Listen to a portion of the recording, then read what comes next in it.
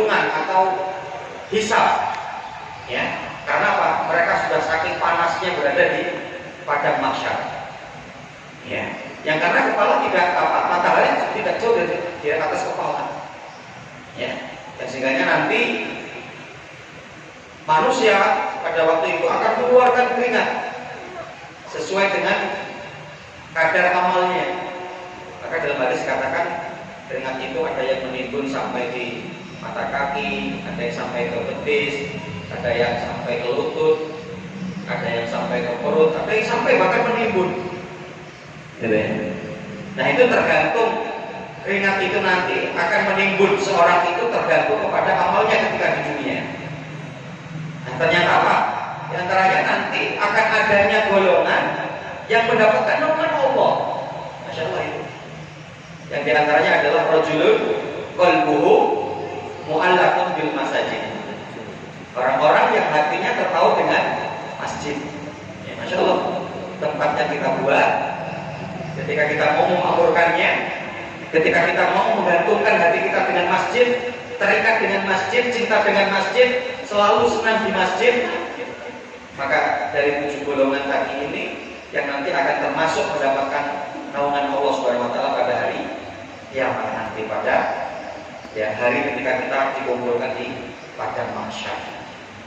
Maka mudah-mudahan kita berada di tempat yang baik ini, kita mempelajari kebaikan kalamullah dan juga kalam Rasul dan juga apa yang disampaikan di kalangan para ulama kepada kita, ya, sehingga kita mendapatkan kebaikan-kebaikan, ya, pahala-pahala amal soleh yang nanti juga akan kita bawa ketika kita pulang kepada Allah Subhanahu wa taala. Salawat dan salam semoga tercurah atas Nabi kita Muhammad sallallahu alaihi wasallam, pada keluarga beliau, para sahabatnya, tabi'in, dan orang senantiasa komitmen dalam jalankan sunnah beliau sampai datangnya hari kiamat kelak. Allahumma la sahla ila ma ja'altahu sahla wa anta taj'alul hazna ila syi'ta sahla. Bapak Ibu rahimakumullah, terutama kepada pengurus masjid, kami ucapkan jazakumullah khair katsir.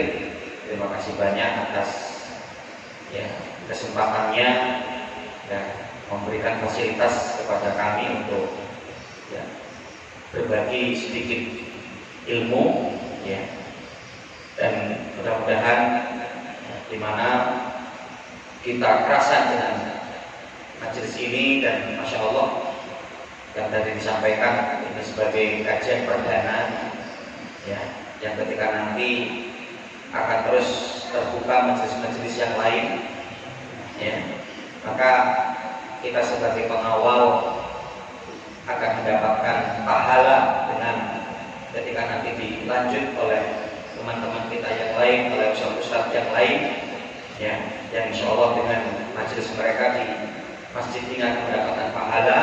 Kita sebagai pengawal pun juga akan mendapatkan pahala. Dan tentunya kami minta izin, yang tidak tahu kalau diberikan tempat duduk seperti ini gitu ya, dan sebetulnya di bawah penasihat itu tidak mengapa begitu. Yang artinya dalam perkara ini bukannya kemudian kami yang lebih pandai atau lebih ngerti dari bapak sekalian, tapi di mana bahwa adanya sedikit ilmu yang kami miliki, dari kami mempelajari ilmu, karena alhamdulillah dulu kami diberikan kesempatan untuk di pesantren selama 4 tahun, kemudian pengabdian di masyarakat selama 1 tahun, kemudian melanjutkan ke pesantren tinggi selama 2 tahun. Sedikit ilmu kita untuk berbagi, karena Allah berpesan kepada kita, fadzakir fa inna dzikratan tanfa'ul mu'minin. Saling mengingatkanlah, karena dengan saling mengingatkan itu akan memberikan manfaat untuk orang-orang yang beriman. Bahkan dalam surat yang insya Allah kita hafal dan termasuk nanti juga pokok di dalam pembahasan dalam kitab kita yang akan kita kaji, dalam surat Al-Asr Allah kan mengatakan begitu, wa tawassaw bil haqq wa tawassaw bis sabr. Untuk yang selalu kita bangun agar kita tidak menjadi orang yang merugi. Dalam surat Al-Asr itu kan berbicara tentang orang yang akan merugi. Wal asri innal insana lafi khusrin, demi masa sesungguhnya manusia itu betul-betul dalam kerugian. Ya. Illal ladzina amanu wa amilus sholihat wa tawassaw bil haqq wa tawassaw bis sabr. Yang tidak akan rugi itu 4 golongan. Ya. Tentunya kan kita nggak mau hidup dalam kerugian. Apalagi dimana kalau kita melihat syiah, ya, redaksi ayatnya itu masya Allah ya, lafi husrin. Ya. Jadi la di situ itu lam taukid namanya. Ya, lafi husrin itu betul-betul, sungguh betul-betul manusia itu di dalam kerugian. Ya, hakikatnya di mana semua orang itu rugi, bangkrut, celaka, kecuali memiliki 4 sifat: amanu wa amilus sholihat wa tawassaw bil haqq wa tawassaw bis sabr. Yang akan selamat dari kerugian itu adalah orang yang beriman dan mau beramal soleh. Ya, yang diantaranya nanti para ulama mengatakan ini adalah kaitan dengan nafiun li nafsi. Kita untuk memberikan kemanfaatan untuk diri kita sendiri. Ya, iman amal soleh itu untuk diri kita. Ya, iman dan amal soleh itu untuk diri kita. Kita mau mendapatkan semaksimal apa tergantung iman dan amal soleh kita. Kalau iman kita maksimal, amal soleh kita maksimal, ya apa namanya, pahala yang akan kita dapatkan juga nanti akan kita petik maksimal. Ya.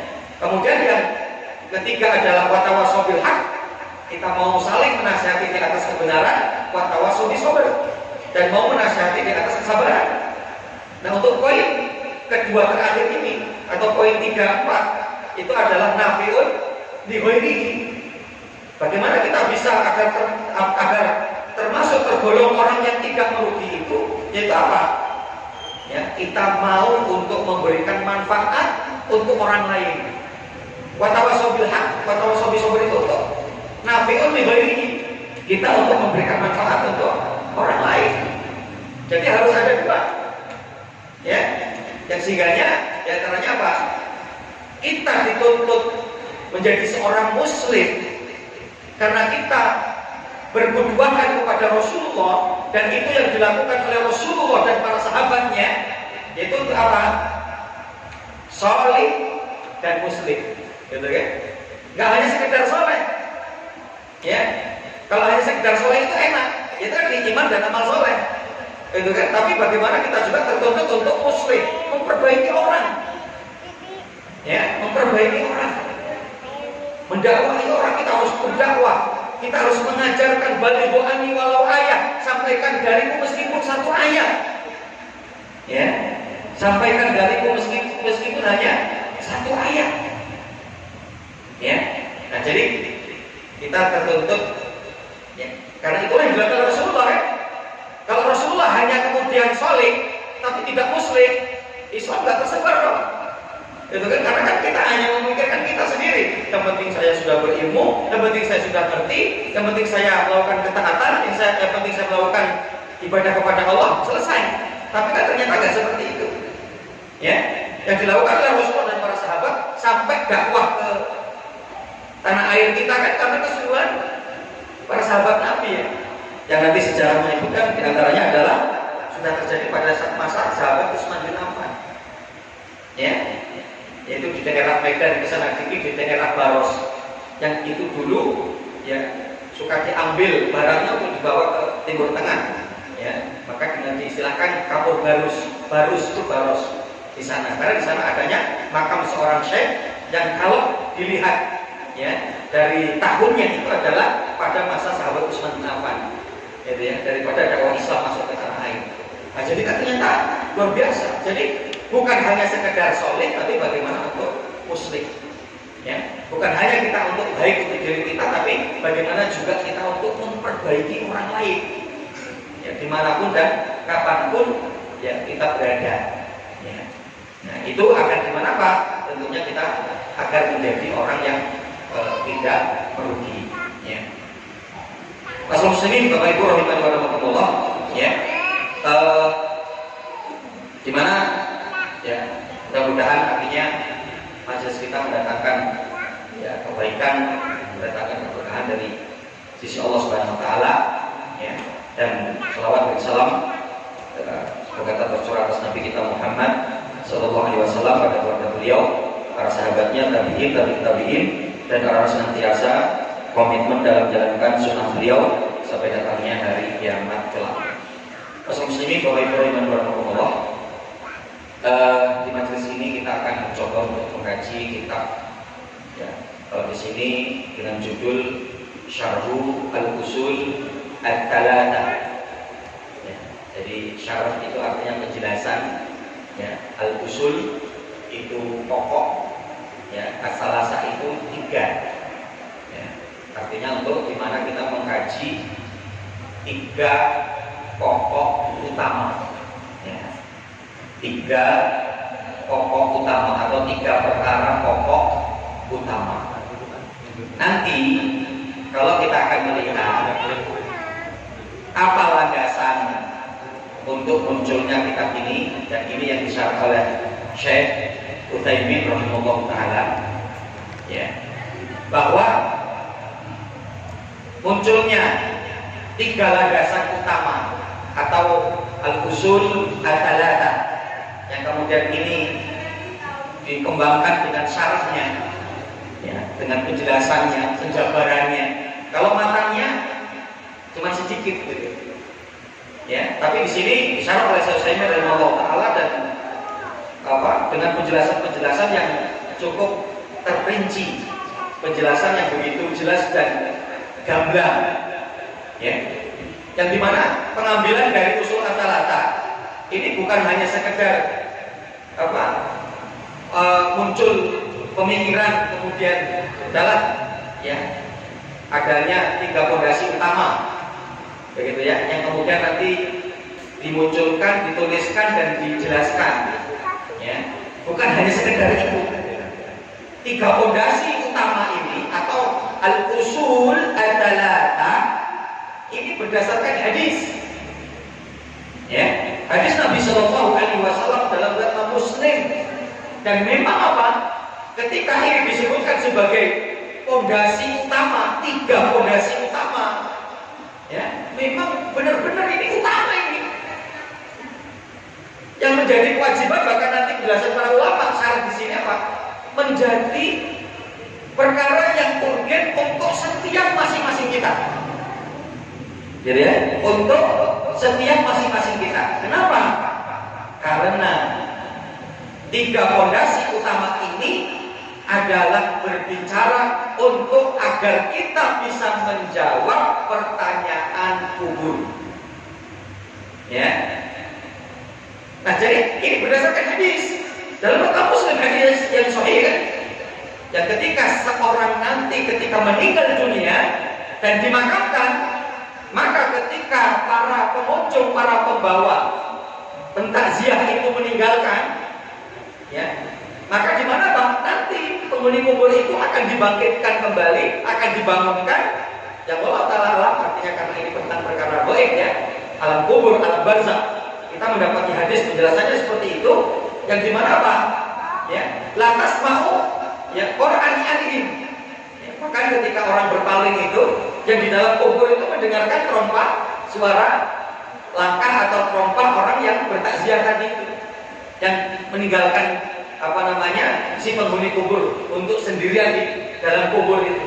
Yang kemudian datanglah 2 malaikat, ya, yang akan menanyakan 3 hal, ya kan? Ya. Maka nanti di sini diawali bahwa wajib bagi kita untuk, ya, mempelajari tentang 4 hal. Ya, secara ringkasnya nanti kita tetap berdalam dari kitab selain seperti itu, ilmu, kemudian mengamalkan, kemudian mendakwakan, kemudian sabar di atas ujian ketika kita mengamalkan dan mendakwakan ilmu. 4 perkara pokok yang pertama untuk kita pelajari. Dan yang dari 4 ini pertama adalah ilmu. Ilmu pembagiannya 3. Mengenal Allah, ma'rifatullah, ma'rifatul dinil Islam, ma'rifatul Nabi, dan ma'rifatul dinil Islam bil adillah. Ya, di mana kita mengenal Allah, kemudian yang kedua mengenal Nabi, dan yang ketiga adalah mengenal dinul Islam bil adillah. Mengenal Islam berdasarkan dengan dalil-dalil yang ada, petunjuk Al-Quran dan petunjuk Nabi. Ya, sehingga kita untuk berislam itu sesuai dengan petunjuknya Allah dan petunjuknya Nabi. Artinya seperti itu. Nah, dari ilmu ini kan 3 hal. Nah, itulah yang termasuk yang digolongkan, artinya adalah 3 fondasi utama. Ya, dan karenanya kan apa? Nanti kita akan ditanyakan itu kan di alam kubur itu kan itu ya. Man rabbuka, ya, man nabiyuka, wa ma dinuka. Siapakah rohmu? Siapakah nabimu? Dan apa agamamu? Nah, jadi 3 fondasi utama itu ini. Maka berarti apa? Ini perkara yang sangat penting untuk kita dalami. Kenapa? Karena akan menjadi bekal kita setelah kematian, yang nanti kita mengetahui tentang persoalan ini, dan bukan hanya sekedar hafal, tapi apa? Yang akan menjawab adalah amal kita. Gitu kan? Yang akan menjawab amal kita.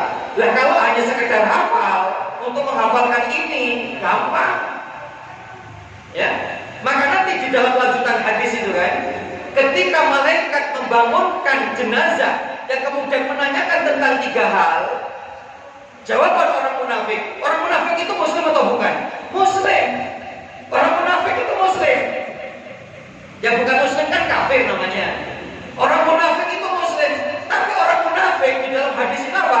Ketika ditanya, ya, man rabbuka, man nabiyuka, wa ma dinuka, dia jawabnya apa?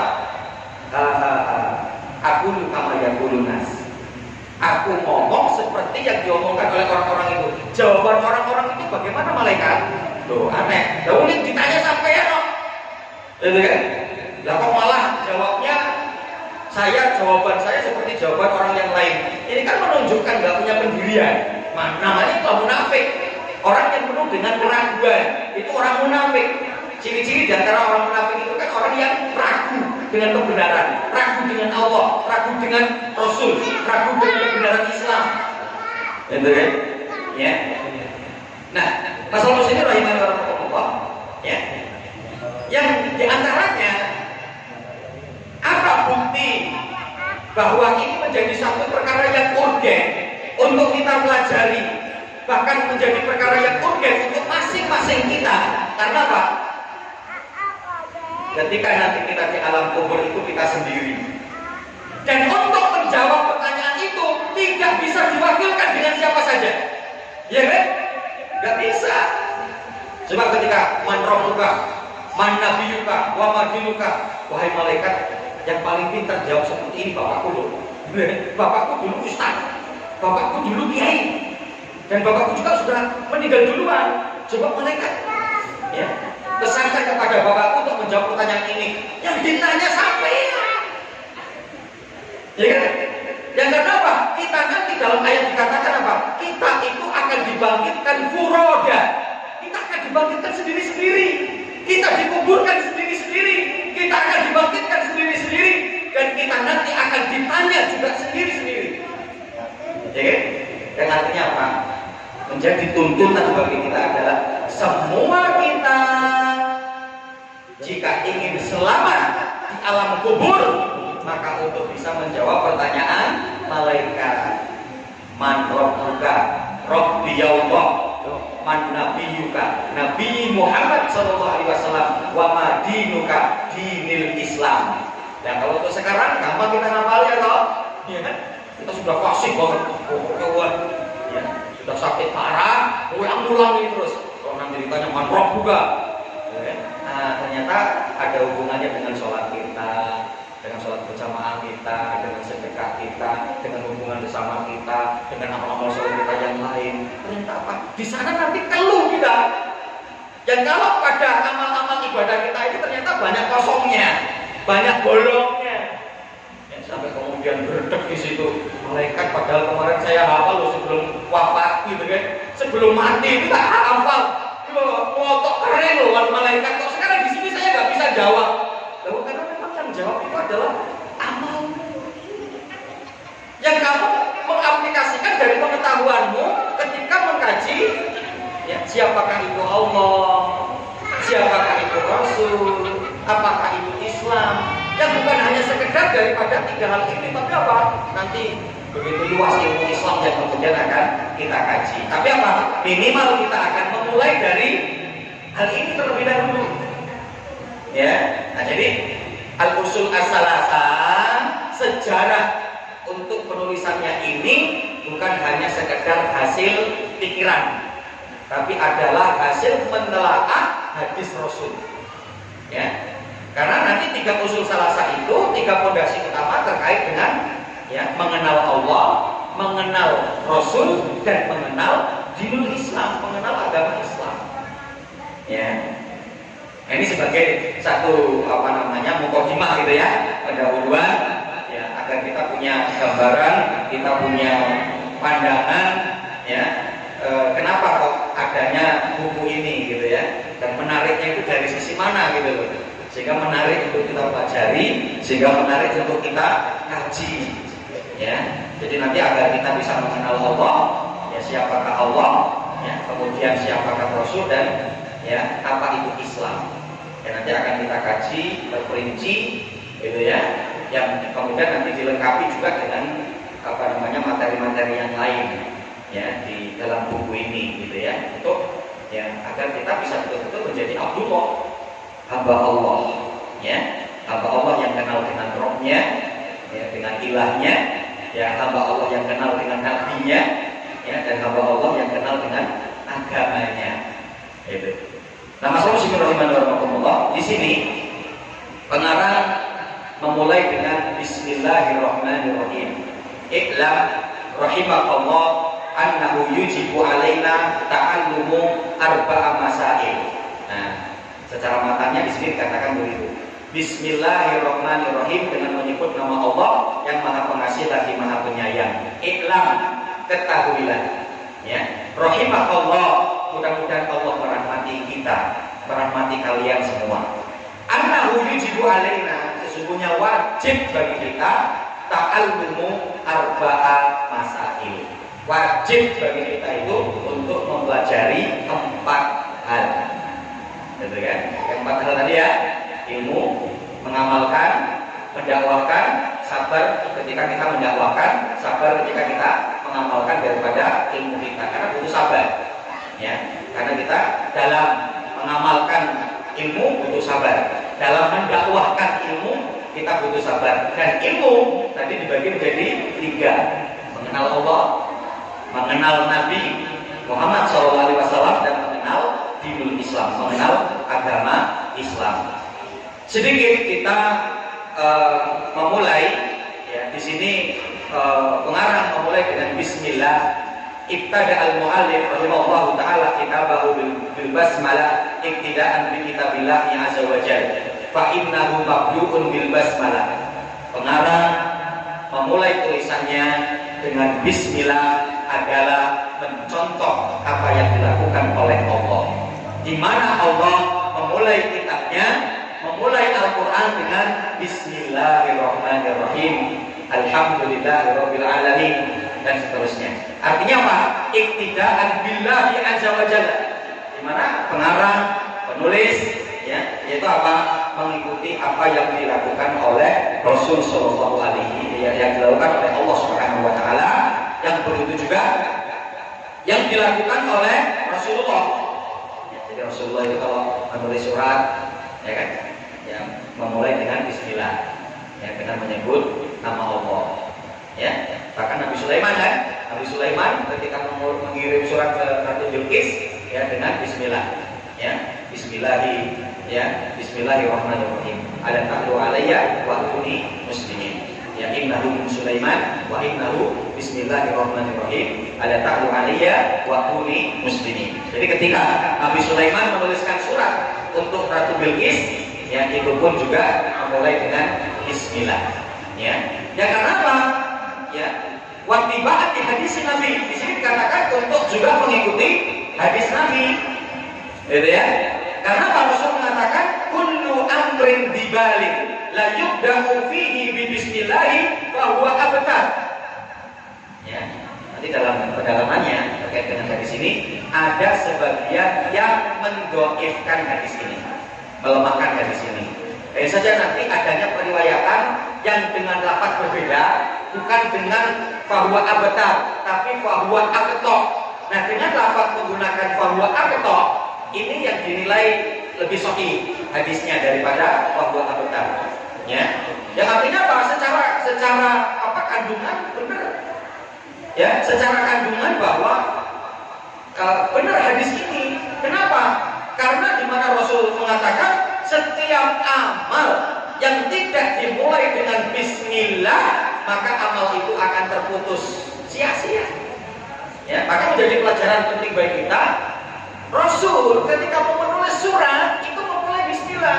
Nabi Sulaiman ketika mau memulai menulis surat itu dengan bismillah. Para ulama kalau mau menulis buku memulai dengan bismillah.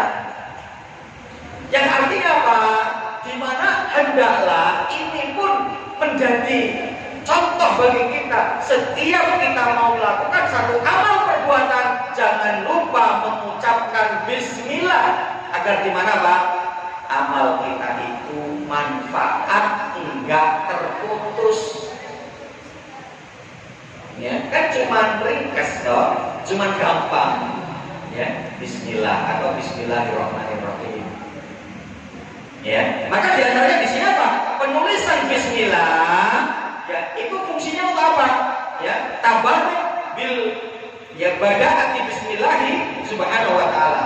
Itu apa? Dengan adanya ketika memulai dengan bismillah, itu apa? Untuk mencari berkah. Ya. Jadi penulis memulai tulisan bukunya dengan bismillahirrahmanirrahim untuk apa? Tabarruk, mencari berkah. Artinya apa? Agar buku ini nanti menjadi berkah ketika dimulai dengan bismillahirrahmanirrahim. Maka apa? Ini menjadi pelajaran juga bagi kita. Yang gak sulit kok, gitu kan? Yang minimal untuk di aktivitas kita mengucapkan bismillah. Ya, mau makan bismillah. Ya, kita mau pergi bismillah, mau naik motor bismillah, mau kerja bismillah. Ya kan? Mau pengajian bismillah, mau masya Allah. Sehingga apa? Untuk ditabaruk, untuk agar kita mencari berkah, sehingga amal kita tidak sia-sia, tidak abtar, tidak aqta. Ya. Nah ini jadi pelajaran penting bagi kita. Yuk kita awali di semua nanti aktivitas kita bismillah. Ya. Sehingga akan datang keberkahan untuk kita. Kemudian yang kedua adalah ibadatul hasri. Itu apa? Untuk menunjukkan satu